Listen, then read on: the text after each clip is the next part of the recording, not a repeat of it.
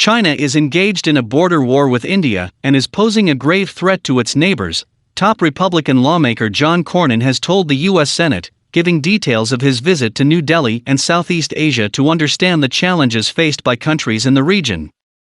Senator Mr. Cornyn, who is also the India Caucus co-chair, and his congressional colleagues have just returned from a visit to India and Southeast Asia wherein they had a first-hand experience of the challenges being posed by China. The most urgent and grave threats are against countries closer to China's borders, Mr. Cornyn told members of the Senate on Tuesday. Last week, I had the chance to lead a congressional delegation visiting Southeast Asia to gain a better understanding of the threats and challenges in the region, he said. China, threatens freedom of navigation in international waters, and it's guilty of gross human rights abuses against its own people, namely the Muslim minority Uyghurs. It's engaged in a border war with India, and it threatens to invade the Republic of China, otherwise known as Taiwan, Mr. Cornyn said.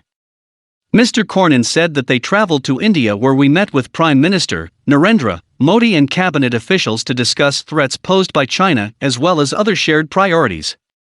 The border standoff between the Indian and Chinese militaries erupted on May 5 last year following a violent clash in the Pangong Lake areas, and both sides gradually enhanced their deployment by rushing in tens of thousands of soldiers, as well as heavy weaponry.